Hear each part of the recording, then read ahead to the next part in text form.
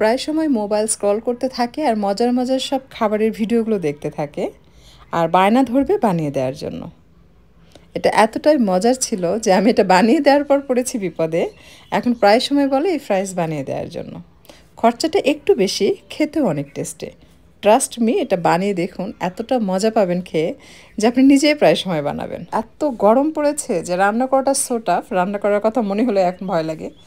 আমি অনেক কষ্ট করে আপনাদের জন্য ভিডিওটি ক্রিয়েট করেছি। আপনি রান্না করতে গিয়ে দেখেন মাথার ঘাম পায়ে পড়বে।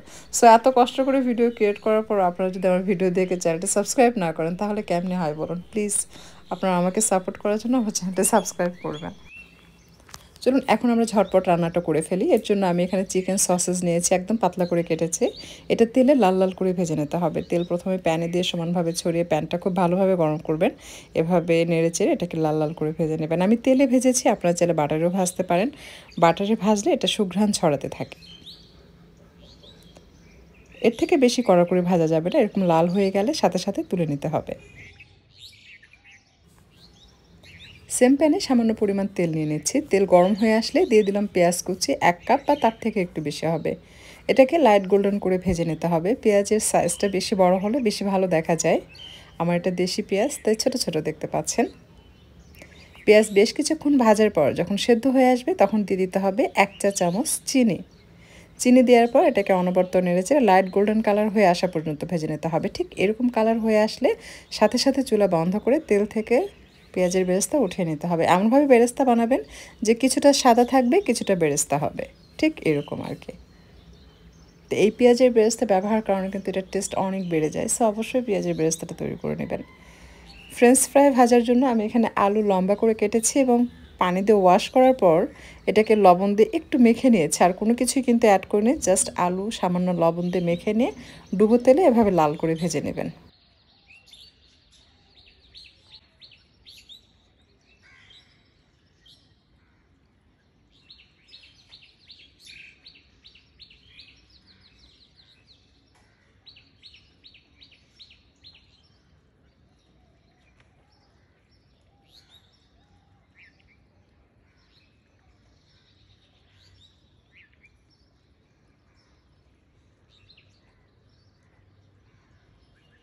এই যে দেখতে পাচ্ছেন অনেক তেল, এটা কিছুটা রেখে দিতে হবে উঠিয়ে। অল্প পরিমাণ তেল রাখতে হবে চিকেন কিমা রান্না করার জন্য। আর এই চিকেন কিমাটা একেবারে মিহি করার দরকার নেই, একটু বড় বড় দানাদার হবে, তাহলে বেশি ভালো হয়। কিমা করে ফেললে যেটা হয়, চিকেন সেদ্ধ হওয়া মাত্র দলা পেকে আসে।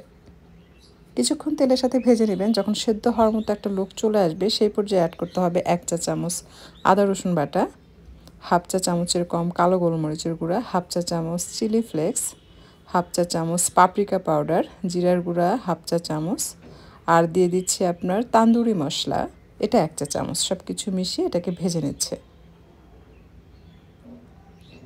এখানে চিকেন আছে মুরগির বুকের যে দুটো পার্ট থাকে তার একটি পার্ট, আমি পিঙ্ক সল্ট দিলাম। আর সেই সাথে এই পর্যায়ে কিউব করে কাটা পেঁয়াজ দিয়েছে, এটা একটু পরিমাণে বেশি দিয়েছে, দিয়ে এটাকে ভেজে নিচ্ছে।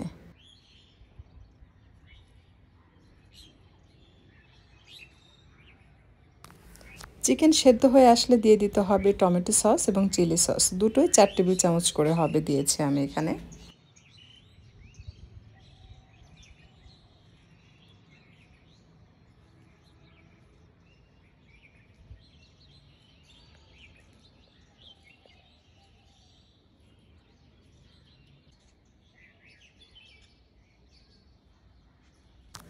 আমার এটা প্রায় হয়ে গেছে। নামানোর পূর্বে আমি দিয়ে দিলাম অরিগানো 1 চা চামচের মতো, দিয়ে এটাকে মিশিয়ে নামিয়ে নেব।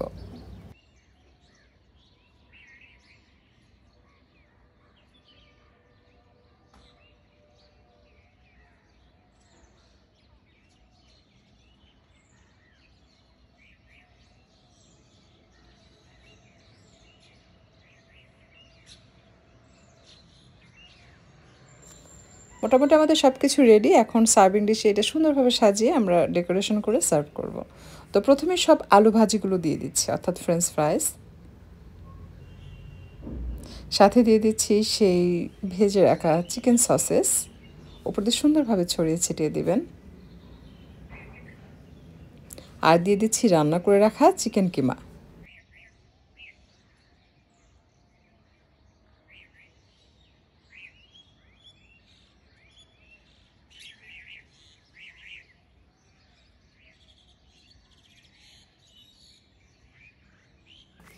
চিকেন কিমা ছড়িয়ে দেওয়া হয়ে গেলে উপরে পেঁয়াজের বেরেস্তা দিয়ে দিব। সম্পূর্ণটা এই পর্যায়ে দিব না, প্রথমে হাফ দিয়ে দিচ্ছি।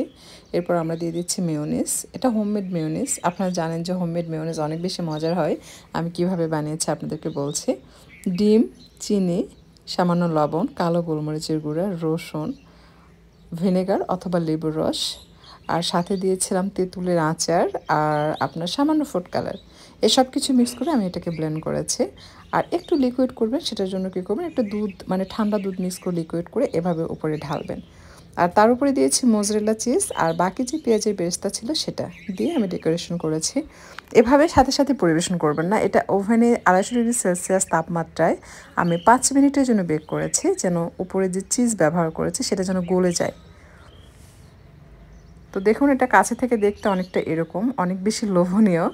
সো এটা আমি এখন ওভেনে দিয়ে বেক করব। জাস্ট 5 মিনিটের জন্য 250°C তাপমাত্রায় বেক করলে আপনার চিজটা গলে যাবে। আপনি যদি চান যে উপরের চিজটা লাল হয়ে যাক, সেটাও করতে পারেন, তবে দরকার নেই, সব কিছু যেহেতু রান্না করা।